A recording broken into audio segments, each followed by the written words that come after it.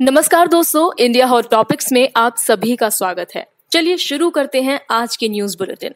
Business से related news की बात करें तो टूटा 13 साल का रिकॉर्ड। शेयर बाजार ने 2020 में जुटाए 2.39 लाख करोड़। कोरोना संकट की वजह से मार्च में भारतीय शेयर बाजार में तेज गिरावट आई थी, लेकिन उसके बाद शानदार रिकवरी देखने को मिली। यही नहीं, फंड्स जुटाने के मामले में शेयर बाजार ने साल 2020 में पिछले 13 साल के रिकॉर्ड्स को भी तोड़ दिया है। आपको बता दें कि 2020 के शुरुआती 9 महीनों में ये आंकड़ा 68 बिलियन डॉलर का रहा, जो पिछले 3 साल का निचला स्तर है। हालांकि सालाना आधार पर यह 2019 की तुलना में 1.4% नीचे है। इसकी एक बड़ी वजह कोरोना से लॉकडाउन का कदम माना जा रहा है। जीएसटी बैठक के बाद वित्त मंत्री का बड़ा ऐलान, राज्यों को मिलेंगे 20,000 करोड़ रुपए। जीएसटी काउंसिलिंग की बैठक में कई महत्वपूर्ण फैसले लिए गए हैं। बैठक के बाद वित्त मंत्री निर्मला सीतारमण ने प्रेस कॉन्फ्रेंस में बताया कि राज्यों को सोमवार देर रात 20,000 करोड़ रुपए का जीएसटी भुगतान कर दिया जाएगा।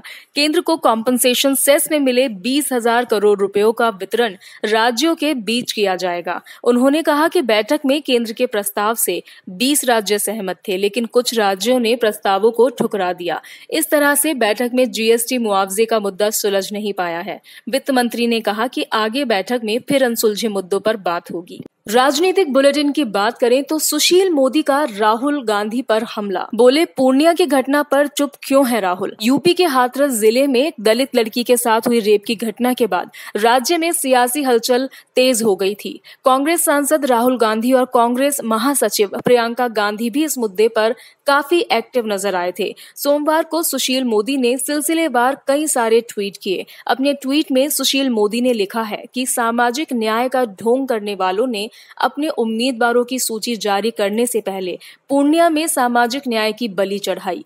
ये चुनाव पूर्व हिंसा आरजेडी को भारी पड़ेगी। इसी के साथ सुशील मोदी ने और भी कई सारे ट्वीट किए, जिसमें उन्होंने राहुल गांधी पर सीधे निशाना साधा है। कोरोना काल में देश की निगाहें बिहार चुनाव पर, जिम्मेदारी से करें काम। चुनाव आयोग बिहार चुनाव को लेकर मुख्य चुनाव आयुक्त सुनील अरोड़ा ने चुनाव अधिकारियों को सावधान किया और कहा कि ये कोरोना महामारी के दौरान देश की सबसे बड़ी चुनावी प्रक्रिया है। इस पर पूरे देश की निगाहें होंगी, इसीलिए वो पूरी जिम्मेदारी के साथ अपने कर्तव्यों का निर्वहन करें। सुनील अरोड़ा ने कहा कि बिहार में शांतिपूर्ण निष्पक्षता के साथ कोरोना से सुरक्षित चुनाव कराना आयोग की बड़ी चुनौती है। बिहार में काम कर रहे चुनावी पर्यवेक्षकों को संबोधित करने हेतु सुनील अरोड़ा ने कहा कि लोकतंत्र की मजबूती इसके प्राथमिक भागीदारों यानी कि मतदाताओं में निहित है। अब बढ़ते हैं स्पोर्ट्स बुलेटिन पर। दिल्ली की आरसीबी पर शानदार जीत, विराट भी नहीं कर पाए कमाल।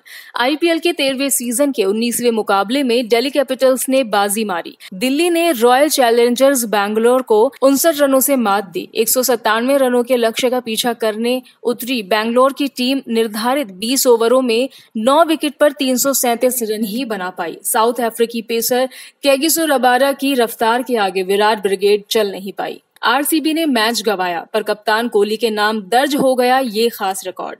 कल के मैच में रॉयल चैलेंजर्स बैंगलोर को दिल्ली कैपिटल्स के हाथों 59 रनों के बड़े अंतर से हार का सामना करना पड़ा, लेकिन इस दौरान कैप्टन विराट कोहली ने एक खास उपलब्धि हासिल कर ली है। टीम इंडिया और रॉयल चैलेंजर्स बैंगलोर के कैप्टन विराट कोहली टी20 क्रिकेट में 9,000 रन पूरे करने वाले पहले भारतीय बल्लेबाज बन गए हैं। आपको बता दें कि हिटमैन रोहित शर्मा इस आंकड़े में थोड़े पीछे हैं। सोमवार रात दुबई में दिल्ली की टीम के खिलाफ 10 रन बनाते हुए वो टी20 क्रिकेट में 9,000 रन पूरे करने वाले दुनिया के 7वें बल्लेबाज बने। उन्होंने तेज गेंदबाज हर्षल पटेल पर चौकों के साथ ये उपलब्धि हासिल की। हाथरस कांड में मथुरा से पीएफआई के 4 कार्यकर्ता गिरफ्तार, यूपी में दंगे फैलाने की साजिश का आरोप। हाथरस गैंगरेप मामले में उत्तर प्रदेश सरकार ने साजिश का दावा किया था। इस दावे के बाद एजेंसियां चौकन्नी हो गई और हाथरस आने जाने वालों पर कड़ी नजर रखी जाने लगी है। इस बीच मथुरा में 4 लोगों को गिरफ्तार किया गया है। ये चारों हाथरस जा रहे थे। इन चारों का संबंध पॉपुलर फ्रंट ऑफ इंडिया से बताया जा रहा है। दरअसल मथुरा में गाड़ियों की चेकिंग की जा रही थी। इसी दौरान ये चारों दिल्ली नंबर प्लेट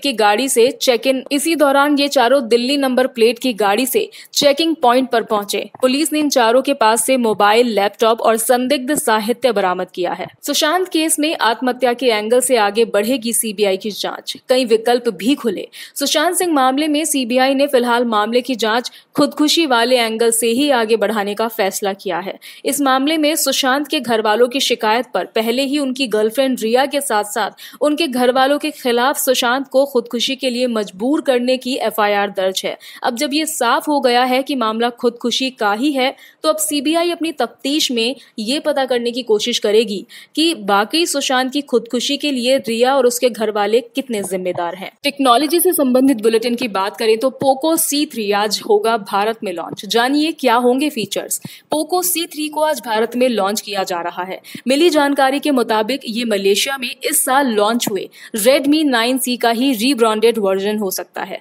लॉन्च होने के बाद पोको C3 की बिक्री फ्लिपकार्ट के जरिए होगी। अब तक जारी टीजर से ये जानकारी मिली है कि इसमें 5000 mAh की battery, triple rear camera, 4G RAM और HD रेजोल्यूशन के साथ डिस्प्ले होने की उम्मीद जताई जा रही है। OnePlus 8T का साइज OnePlus 8 की तुलना में होगा बड़ा, टिप्सटर का दावा। OnePlus 8T स्मार्टफोन लॉन्च होने में अब ज्यादा दिन दूर नहीं है। जैसे जैसे लॉन्च की तारीख नजदीक आती जा रही है, वैसे वैसे फोन से संबंधित जानकारियां भी सामने आ रही हैं। लेटेस्ट लीक में टिप्सटर ने दावा किया है कि OnePlus 8T स्मार्टफोन OnePlus 8 की तुलना में अधिक लंबा और चौड़ा होगा। हाल ही में OnePlus के CEO ने भी आगामी OnePlus 8T स्मार्टफोन के डिस्प्ले की जानकारी दी है। ये व्यूइंग और गेमिंग एक्सपीरियंस में भी बड़े स्तर पर इंप्रूवमेंट लेकर आएगा।